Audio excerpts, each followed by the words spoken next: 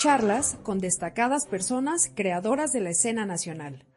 El Centro Cultural Helénico comparte sus charlas con ejecutantes de la escena nacional.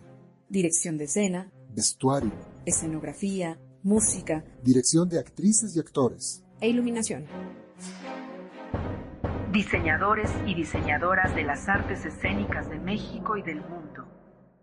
Bienvenidos, bienvenidas y bienvenides a un episodio más de el podcast del Helénico. En esta ocasión vamos a tener una charla muy interesante a propósito del reciente estreno de la obra de teatro Gaspar y Violeta, escrita por Sergio López Vigueras y que actualmente se presenta en el Teatro Helénico del Centro Cultural Helénico los lunes y martes a las 8 de la noche. Sergio López Vigueras es dramaturgo, director y diseñador escénico, y nuestro otro invitado es Santiago Bem. Él es músico, integrante y miembro fundador de la banda de rock El Juguete Rabioso, que también tiene una carrera como músico solista. Santiago nació en Santiago de Chile. Después se exilió en Cuba con su familia y después llegó a México. Ahora, además de chileno, también es mexicano por adopción. Y Gaspar y Violeta es una obra, como iremos platicando, que toca de una manera muy especial esa etapa en la historia de Chile, previa y durante el golpe que dio lugar a la dictadura de Augusto Pinochet, que se extendió por bastantes años. Y a partir de un testimonio es que Sergio López Vigueras toma la pluma de la dramaturgia y lleva este testimonio hacia los linderos de la ficción para tratar de abordar este tema tan complejo y quisiera decir esto también, tan lejano quizá para las generaciones nuevas en México. Bienvenidos, Santiago, Sergio. Sergio, tengo que preguntarte esto. Conozco tu dramaturgia y después de haber visto El Tártaro, que para mí es uno de los textos más brillantes que se han escrito en la dramaturgia mexicana contemporánea, deduzco, y por supuesto conociendo tu dramaturgia, conociendo tu labor teatral también y sabiendo un poquito de los temas que te interesan, percibo una necesidad y una pasión también por los temas que tocan no solamente la política, sino más bien los fenómenos sociales, no solamente de México, sino en Latinoamérica. ¿Por qué escribiste y cómo se te ocurrió llevar a escena Gaspar y Violeta? Muchas gracias, Michelle, por tus comentarios sobre Tártaro. Es una obra que sin duda nos ha dado muchas alegrías a todos los que la hicimos. Y sí, para mí el teatro no es un espacio, para mí no es así, varias cosas que no es el teatro para mí. Para mí no es un fin el teatro, o sea, no es que yo quiera estar a fuerza en el escenario porque sí, sino es un medio. Es un medio para pensar cosas, para explorar cosas, decir cosas, comunicarme con otras personas, ¿no? Eh, plantear preguntas, plantear reflexiones e idealmente en otros espacios, ya sea ahí afuera de la función o con una cerveza en la mano o en una publicación o en un espacio como este, después tener un diálogo, ¿no? Para mí eso es en gran medida el teatro. Y, y justamente creo que el teatro, ya contando de mi vida un poco más, yo en algún momento tenía, pues, supongo como muchos chicos, la ilusión de estudiar cine, tenía ahí muchas dudas entre qué estudiar y el cine era uno que me parecía sí, muy posible, pero después empecé a acercarme al teatro y me di cuenta de lo poderoso que era tener otra persona presente frente a ti, de lo poderoso que era estar en el mismo espacio con otra persona que te está diciendo unas palabras, sin demeritar al cine sin demeritar en ningún otro medio. Obviamente la novela, por ejemplo, pues te permite una conexión muy profunda con un pensamiento, pero lo que te da el teatro de tener ahí a las personas pensando, a las personas viviendo, a las personas sintiendo, me parecía única. Y justamente lo que he intentado con mi dramaturgia, con lo que he escrito, con sí, los esfuerzos que he hecho por acercarme al público por este medio que es el teatro, pues tienen que ver eh, con cómo plantear esa potencia, cómo sembrar esa potencia en el escenario, ¿no? Eso que a mí me parecía tan poderoso, cómo hacerlo vivir en otras ocasiones sobre distintos temas, ¿no?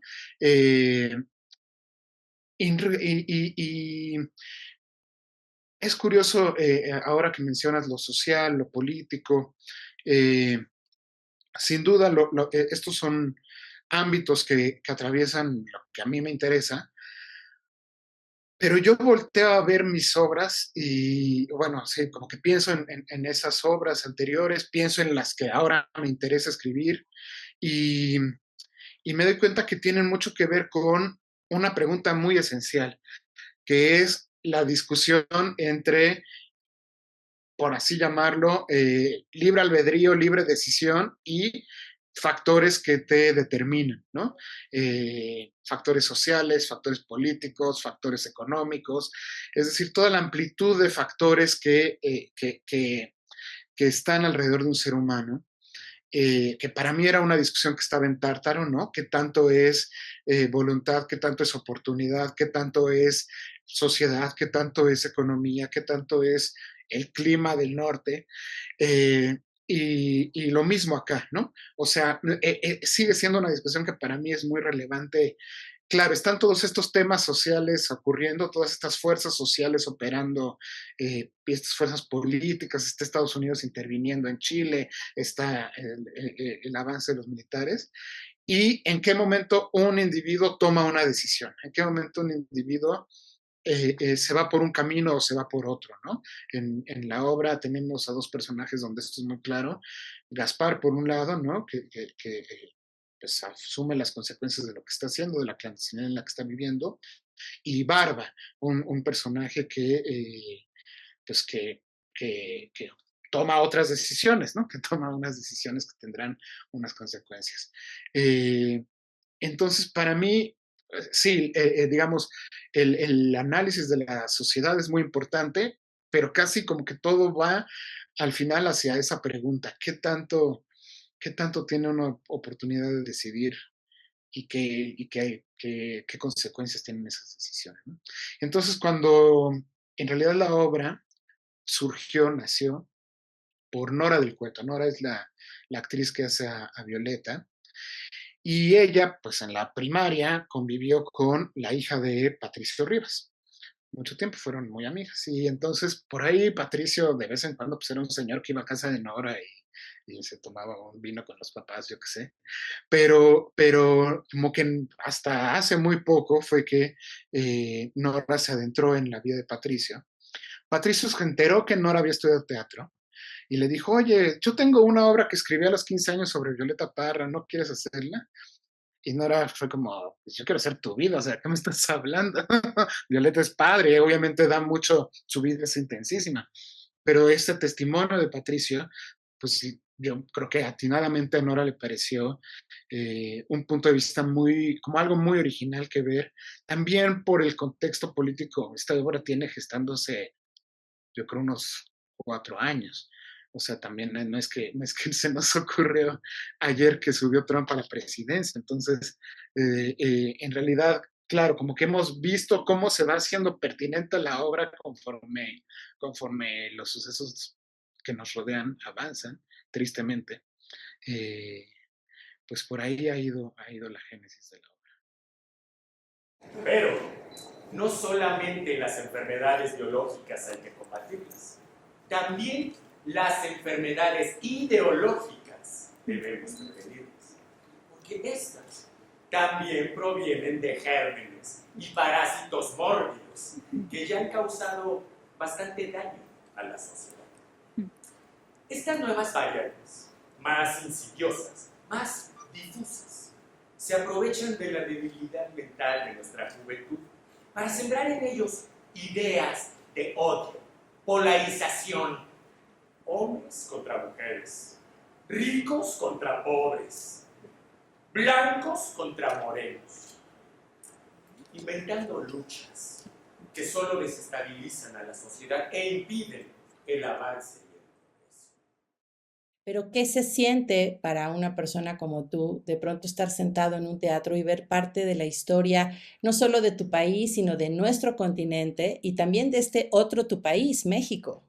Me gustó mucho ir a ver la obra, agradezco la invitación que me hiciste y te agradezco a ti, Sergio, por haber hecho la obra. A ver, yo salí de Chile siendo muy niño, tenía 5 años. Mis padres fueron exiliados justamente por el golpe militar que instauró esa dictadura militar, que es la que aparece en la obra, ¿no? Digamos que esa dictadura es uno de los personajes de la obra. Entonces, pues sin duda es una temática que a nivel personal me toca particularmente. Yo diría justamente, digamos, más allá de las apreciaciones estéticas o teatrales en las cuales no soy un experto, soy una persona que fue al teatro, se sentó, vio la obra y la disfrutó, y en ese sentido les recomiendo a los que estén viendo esto, si pueden ir, que vayan a verla. Lo que diría es,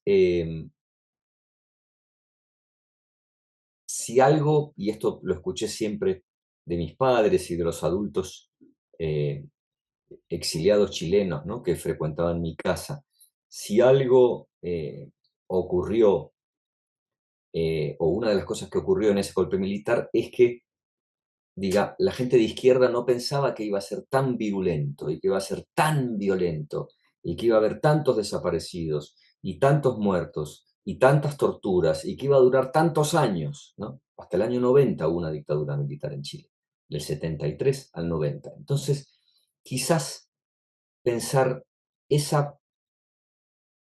aquellos que dieron el golpe, aquellos que defienden un mundo despiadado, un mundo no igualitario, un mundo en que la concentración de la riqueza esté en unos pocos, etcétera, etcétera, etcétera, lo que ya sabemos. Esa gente es muy despiadada, es muy peligrosa, es muy sanguinaria y suele serlo más de lo que uno piensa. Esa sería quizás digamos, algo que aprendí en mi infancia, en mi juventud, en mi historia de vida. No hay que confiarse, o sea, en Chile nadie pensaba digamos, se pensaba puede haber un golpe militar, pero no se pensaba que iba a ser algo con la violencia y con todas las consecuencias que tuvo de ese nivel. La mayoría de la gente no lo pensaba en aquel entonces. Y sin embargo ocurrió. Y ocurrió en otros países de América Latina. Entonces, bueno, eso pasó en el año 73, es decir, hace 52 años. Todo aquel que tenga menos de 50 años, digamos, nació en un mundo en el cual eso ya había ocurrido, ¿no? Todo aquel que tenga 50 años o un poco menos, nació en un mundo en el cual en Chile gobernaba una dictadura militar, digamos, ¿no? Pero antes no era así.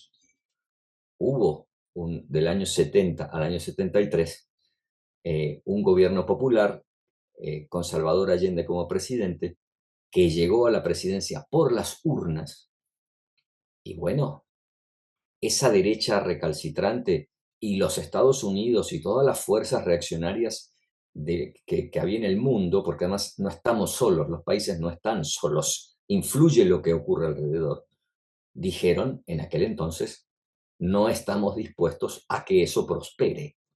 Y por eso hubo un golpe militar, diría cívico-militar. Entonces, lo primero que diría es eso, me toca personalmente, el que pueda ir a ver la obra, vaya a verla, y justamente cuando la veía decía, caramba, vivimos hoy en día en un mundo convulso y no hay que ser ingenuos, porque hay que ver lo que está pasando en América Latina. Veamos cómo está Argentina, por ejemplo, ¿no? reprimen a macanazos a los viejitos jubilados que van a pedir que por favor no les quiten la jubilación. Eso no ocurrió hace 50 años, está pasando hoy en día. Entonces, bueno, hay que tener cuidado. La cosa es sencilla.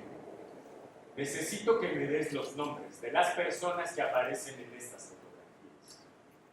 Si cooperas, te vamos a tratar bien. Yo quiero tratarte bien. Por eso te recomiendo que hables.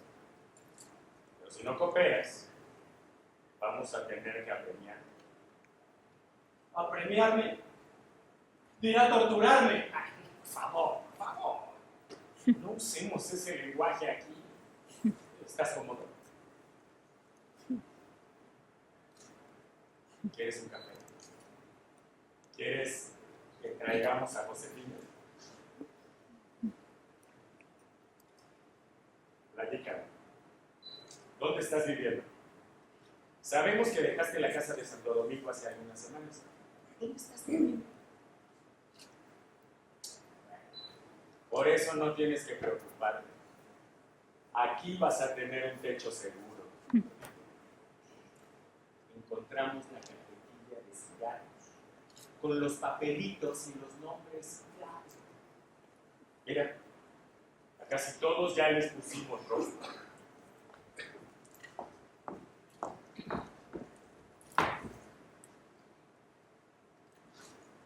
Hay que aguantar las balas. Es lo que nos enseñaron.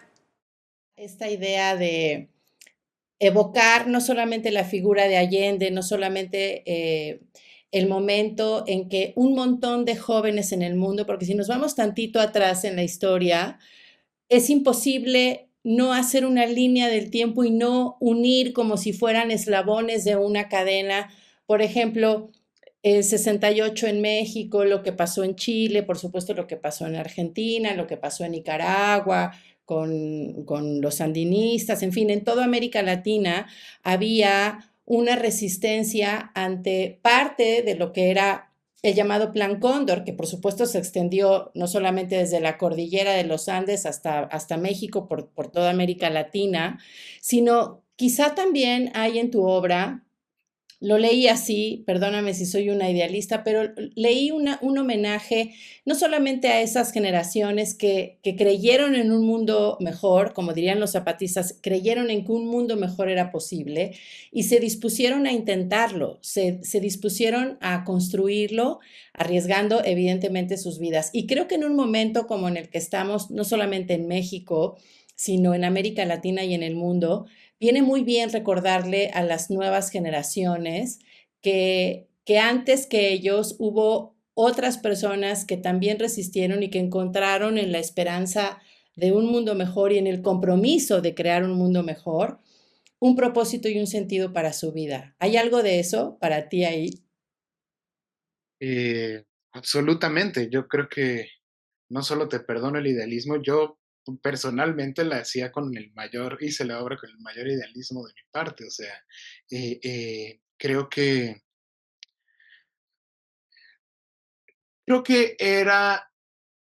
siempre existió la tentación porque puede ser sí, eso, porque es una tentación muy grande, hacer un espectáculo del dolor, hacer un espectáculo de la persecución de estos chicos, asumir que el realismo tiene que ser necesariamente estridente para el espectador, ¿no? Y cuando yo platicaba con Pato, leía su testimonio, hablábamos, pues sí, teníamos conversaciones con Patricio, perdón. Pensaba yo mucho, claro, esta parte tan dolorosa, ¿cómo construimos algo que vaya más allá de ese espectáculo, que vaya más allá de ese shock, que vaya más allá de esa primera respuesta que puede ser muy emocional, que puede ser muy, sí, muy poderosa, pero tenemos que hacer algo más con esto. Pensaba mucho sobre eso y por ahí fue que surgieron estas otras líneas que Patricio mismo en su testimonio recoge esta idea de cómo él pues recurría al recuerdo de Violeta, a rememorar las letras de las canciones de Violeta, la melodía, pues para darse ánimo. Pero a partir de ahí jalamos ese hilito y fue que llegó esta presencia pues tan luminosa, ¿no? Una presencia que realmente es como los himnos de la lucha, ¿no? De los que salen a la batalla, ¿no? Por un lado. Y por otro lado también surgió así la idea de Ceballos, de este personaje que es torturador, pero que también organiza una gran parte de la obra por medio de un discurso así muy motivacional, muy aspiracional, muy centrado en el individualismo, ¿no? Tú tienes que ver por ti, cómo vamos a cuidar que la sociedad no se nos desbalague. Y eran dos líneas que nos parecía que complementaban justamente la historia de Patricio, la historia de Elmir, y que nos daban esos sentidos de qué hay más allá, ¿no? Nos traían la historia al presente. Por un lado, nos daban en Violeta una inspiración, una esperanza, idealistamente si se quiere ver así, pero bueno, me parece que es un motor muy evidente, ¿no? Que nos da fuerza, pero también una amenaza. Nos parece que Ceballos encarna la amenaza de estos discursos que, claro, es que Trump no llega de la nada a la presidencia. A mí yo les digo así, Trump casi que me da igual. O sea, Trump se va en 4 años. El trumpismo, el votante que está convencido de que esas ideas son correctas, que esas ideas merecen ser votadas, que esas ideas pues, conforman un horizonte político, ese me da pavor. Y ese es el discurso que yo creo que Ceballos está encarnando en esta obra, este discurso que promueve la división, que promueve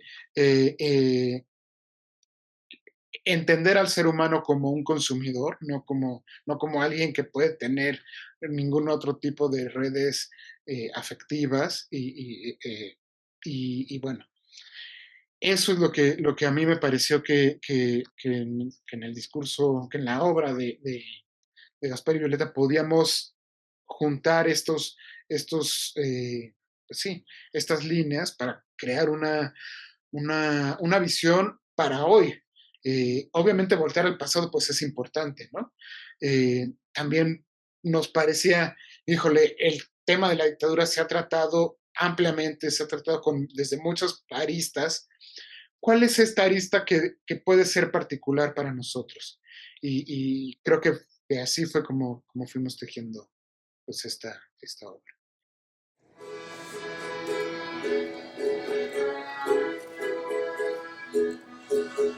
Son injusticias de siglos que todos ven aplicar. Nadie le ha puesto remedio, pudiendo lo remediar. Levántate ya, son injusticias de siglos que todos ven aplicar. Nadie le ha puesto remedio, pudiendo lo remediar. Levántate ya, Gaspar. Ahora sí estoy muerto.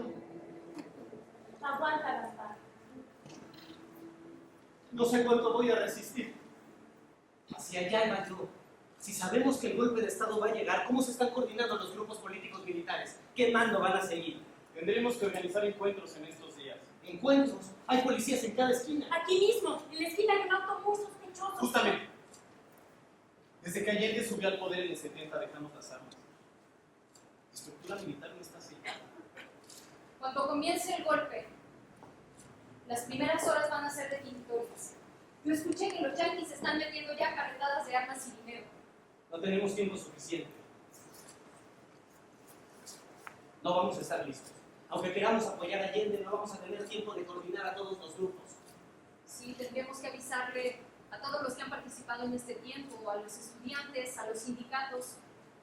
Necesitamos mucha fuerza para resistir. El grupo de comunicaciones tiene que ayudar con eso.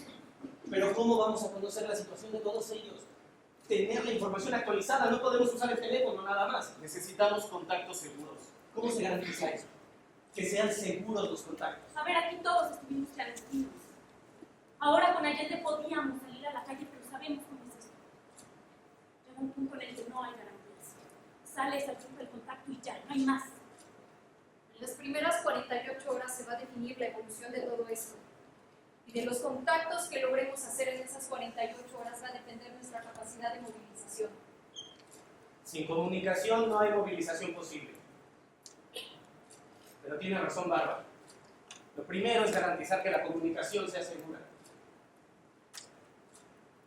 Tendremos que salir. No hay otra alternativa. Ir a los contactos procurando tener contactos seguros. No hay más. ¿Y el sector sindical sigue con nosotros? No estamos seguros. Podrían no hacer nada. Han sido 3 meses agotadores sabiendo que el golpe va a llegar sin saber cuándo. Con ellos, con los sindicalistas, sí que se ensañaron. Todos los días allanando fábricas, encarcelando a cualquiera que trajera un periódico bajo el brazo.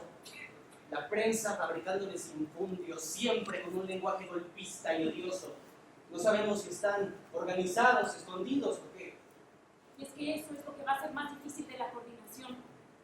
Las bases ya están cansadas y el golpe ni siquiera ha llegado.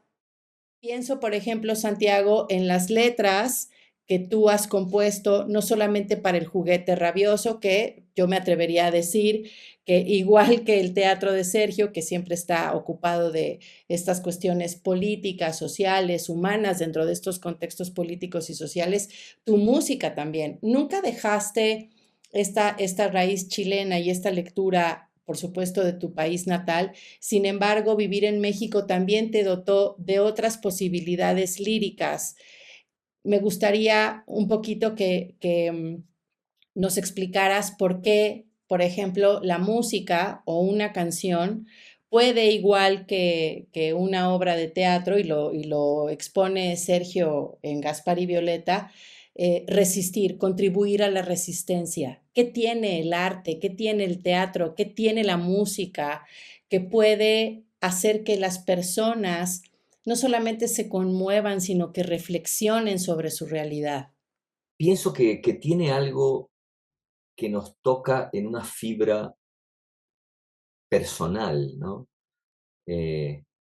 Imagino, y alguna vez he escuchado algunas reflexiones al respecto de gente que está en situaciones tremendamente adversas y terribles, y que, pero bueno, eso, ¿no? Hay a lo mejor una canción o un poema que recuerda. Y eso es algo que está dentro del ser humano y que lo hace fuerte al ser humano, ¿no? Una de las cosas que creo que tiene la obra y que la hace original es que, bueno, claro, el tema de la dictadura militar en Chile es un tema, digamos, que se ha tratado muchas veces de diversas maneras, se ha hablado mucho al respecto, hay música, hay películas, hay documentales, hay obras de teatro.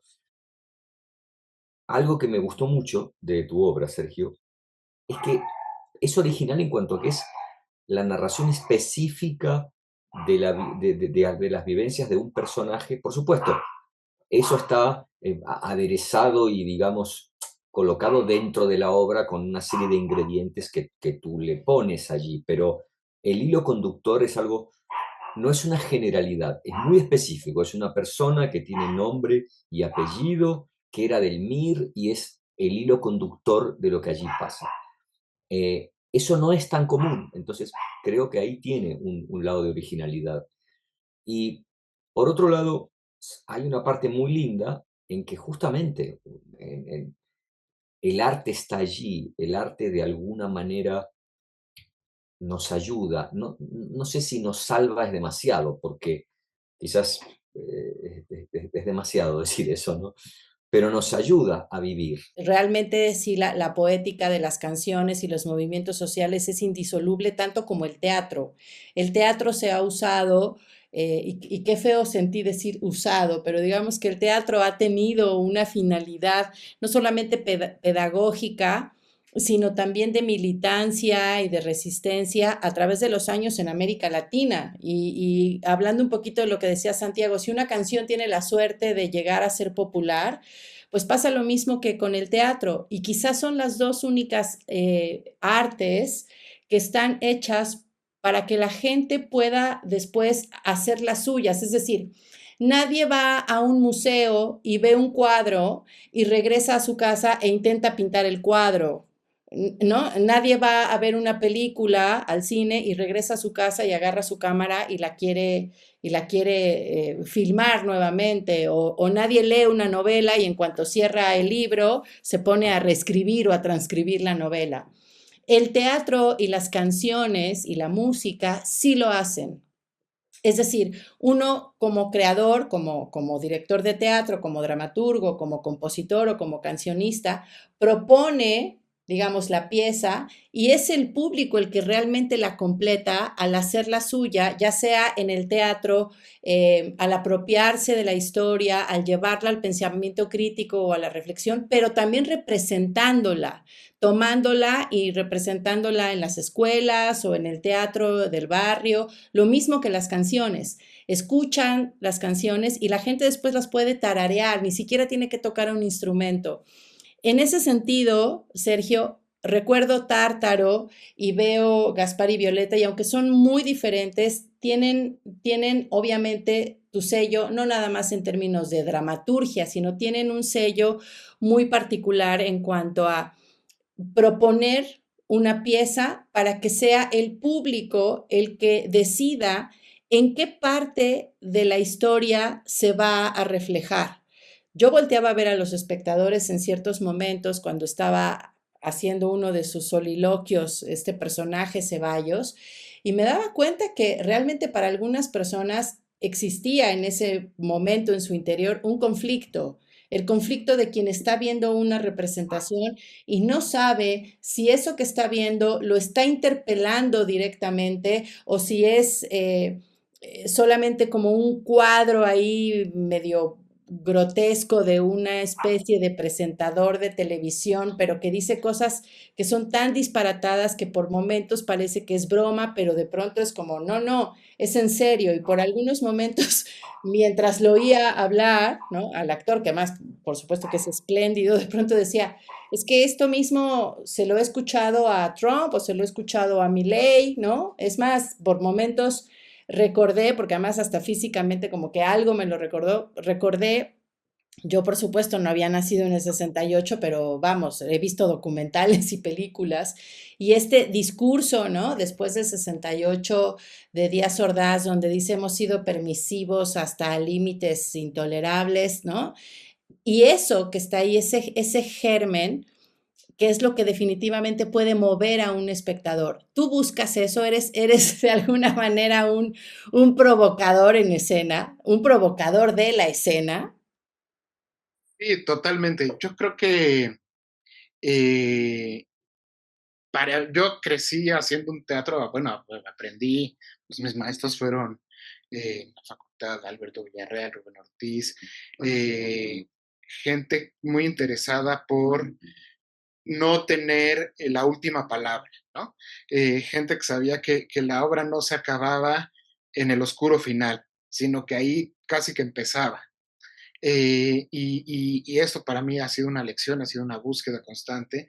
Desde la dramaturgia incluso, el texto por referirme a este texto que hemos hablado, el texto de Tártaro, por ejemplo, no tiene ninguna acotación. Es un texto que en este montaje que hizo David Salmon, lo encarnó Bernardo Gamboa como un monólogo, pero perfectamente teniendo varias voces podría ser una obra con varios actores, podría abordarse de otras maneras. Entonces ya desde el papel a mí me interesa pues eso, lanzar una provocación, una provocación creativa,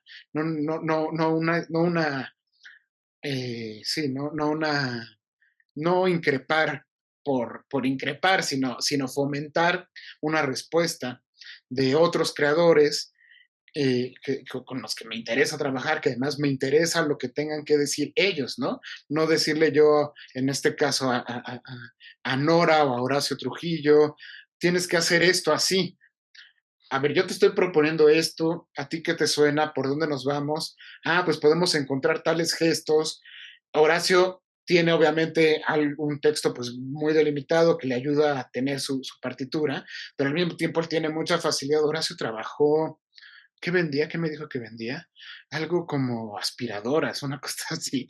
Entonces me dice, yo soy buenísimo vendiendo cosas y haciendo esta interpelación con el público y, y aprovechando el momento presente. Y pues eso nos pareció genial, porque justamente pues, nos pareció muy, muy, muy oportuno para el personaje. En fin, sí, absolutamente. Me parece que la obra no,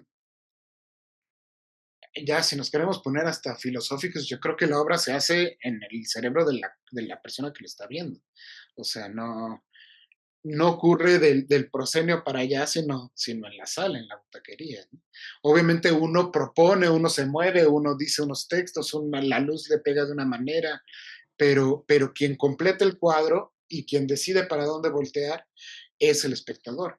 Algo que a mí no deja de fascinarme el teatro es algo mega básico, o sea, yo creo que antes de Sófocles, perdón, ya lo habían encontrado, pero es que en el teatro cada persona tiene algo que decir, tiene un punto de vista particular y eso me parece brutal, o sea, eso me sigue fascinando esa idea de que no es solo una voz la que vas a escuchar, no es solo una cosa la que tienes que oír, sino tienes que oír varias voces distintas y tú justamente pues completar el silogismo.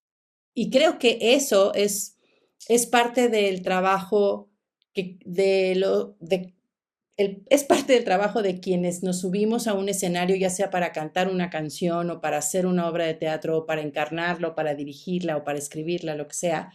Y tiene que ver justamente con proponer una semilla que después se vuelva memoria. Y eso creo que es parte de un teatro, sí testimonial, sí documental, que lamentablemente no es el teatro que más se ve en México, no es el teatro que abarrota salas.